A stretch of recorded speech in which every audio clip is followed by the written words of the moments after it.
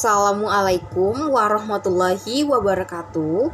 Perkenalkan, nama saya Febriani Haryati dari kelas 12 RPL 2, nomor absen 11. Dalam pertemuan materi basis data hari ini, saya ingin menjelaskan sebuah materi tentang menentukan jenis pengamanan data server RDBMS. Sebelum mengetahui jenis pengamanan data server RDBMS, kita harus mengetahui apa itu RDBMS sebenarnya. RDBMS adalah singkatan dari Relational Database Management System.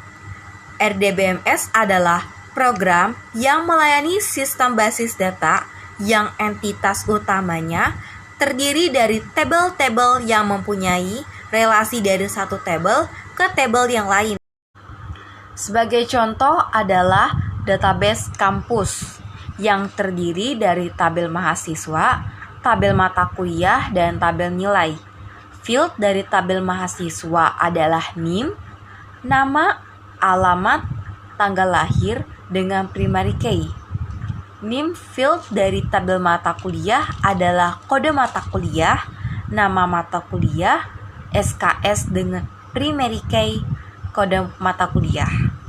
Sedangkan untuk field dari tabel nilai adalah NIM, kode mata kuliah, dan nilai. Untuk NIM dan kode mata kuliah merupakan foreign key untuk tabel mahasiswa dan tabel mata kuliah. Nah, agar lebih memahami tentang apa itu pengertian Relational Database Management System atau disebut RDBMS, maka kita juga harus mengetahui apa tujuan dan fungsi khusus dalam penggunaannya. Relational Database Management System adalah perangkat lunak yang bertujuan untuk mengeksekusi query pada data, termasuk menambahkan, memperbarui, dan mencari nilai. Terkait fungsinya sendiri, adapun beberapa program RDBMS memungkinkan Anda membuat formulir yang dapat merampingkan, memasukkan, mengedit, dan menghapus data. Sistem Manajemen Basis Data Relasional atau SMBDR atau RDBMS sering digunakan dalam disiplin ilmu seperti manufaktur, sumber daya manusia, dan perbankan. Sistem ini juga berguna untuk maskapai penerbangan yang perlu menyimpan layanan tiket dan informasi dokumentasi penumpang serta universitas yang memelihara database siswa. Beberapa contoh sistem spesifik yang menggunakan RDBMS termasuk IBM, Oracle, MySQL, Microsoft SQL Server, dan PostgreSQL. Fungsi-fungsi RDBMS yang paling mendasar terkait untuk proses create atau membuat, read atau membaca, update atau memperbarui, dan delete atau menghapus, di mana ini secara kolektif dikenal sebagai CRUD. RDBMS membentuk besar dari sistem yang terorganisir dengan baik yang mempromosikan treatment atau perawatan data yang konsisten. Nah, di penjelasan selanjutnya, saya akan menjelaskan jenis pengamanan data server RDBMS. Yuk kita simak baik-baik. Nah, di sini terdapat 5 jenis pengamanan data server RDBMS. Yang pertama ada password akses basis data. Yang kedua ada enkripsi password. Yang ketiga ada privilege. Yang keempat ada pembatas keamanan hak akses. Dan yang terakhir, yang kelima ada penambahan dan penghapusan hak akses. Nah, dari jenis-jenis pengamanan data server RDBMS tersebut, di slide selanjutnya saya akan menjelaskan masing-masing penjelasan dari kelima tersebut. Password akses basis data. Seperti yang telah Anda ketahui, Memberikan akses database setingkat root user kepada non-root user bukanlah tindakan cerdas. Sebagian besar orang pasti ingin memberikan akses dengan tingkat atau level berbeda ke berbagai macam user. MySQL dapat mengabulkan keinginan Anda. Ikutilah perintah sederhana di bawah ini. Grant permission type on database name, table name to non-root localhost. Anda hanya harus mengganti permission type value dengan semacam permission yang hendak Anda berikan kepada user baru. Anda pun harus menentukan nama database dan table.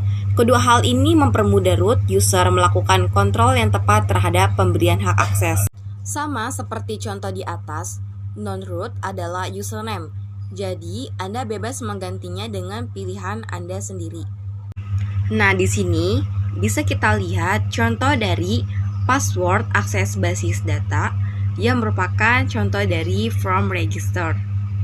Yang kedua ada enkripsi password. Enkripsi adalah teknik untuk mengamankan data-data tersebut agar isinya tidak diketahui orang lain. Enkripsi biasanya dilakukan terhadap data-data sensitif seperti password. Enkripsi akan menjamin data-data tetap aman meskipun berada di tangan orang lain karena mereka tidak tahu isi aslinya. Mengapa kita membutuhkan enkripsi password? Nah, jika di sebuah sistem, pastinya kita akan melakukan pengecekan password terlebih dahulu sebelum masuk ke dalam sistem. Yang apabila sistem password tidak menggunakan enkripsi, maka akan memudahkan orang mengetahui password untuk mengakses sistem kita. Jika kita menggunakan enkripsi, maka akan menyulitkan orang mengetahui password sistem. Nah, di sini merupakan contoh dari enkripsi password yang dimana password kita tidak bisa dibaca dan tidak diketahui oleh orang lain. Yang ketiga ada privilege. Ketika seorang user berhasil dibuat di dalam sebuah database, biasanya user tersebut belum diberikan hak akses terlebih dahulu.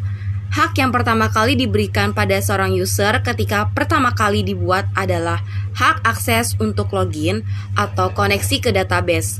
Dengan hak akses ini, seorang user dapat melakukan login terlebih dahulu ke database walaupun user tersebut belum dapat melakukan pekerjaan lainnya, sampai hak akses yang lain diberikan kepada user tersebut. Secara umum di dalam database terdapat dua jenis hak akses, yaitu hak akses terhadap pengolahan sistem database dan hak akses terhadap objek database. Perintah dasar SQL Structured Query Language untuk pengolahan hak akses adalah grant dan revoke. Nah, di sini merupakan contoh dari privilege yang mana contoh tersebut merupakan from login. Yang keempat, ada pembatas keamanan hak akses. Dengan semakin kompleksnya pengolahan data dengan komputer, maka semakin kompleks juga upaya pengamanan dan penyelamatan data dan informasi yang tersimpan dalam komputer. Karena tidak semua orang dapat dan boleh mengakses data pada setiap sistem komputer yang ada. Untuk itu diperlukan beberapa cara untuk mengamankan data yang ada dari orang-orang yang tidak bertanggung jawab.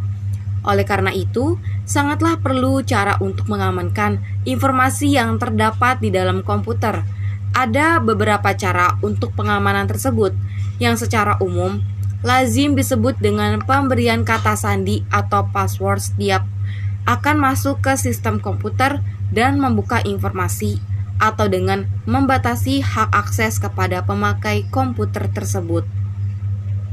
Nah, pada gambar di samping merupakan contoh dari pembatasan keamanan hak akses. Dan yang terakhir atau yang kelima adalah penambahan dan penghapusan hak akses. Untuk menghapus hak akses pada user, MySQL menyediakan query revoke.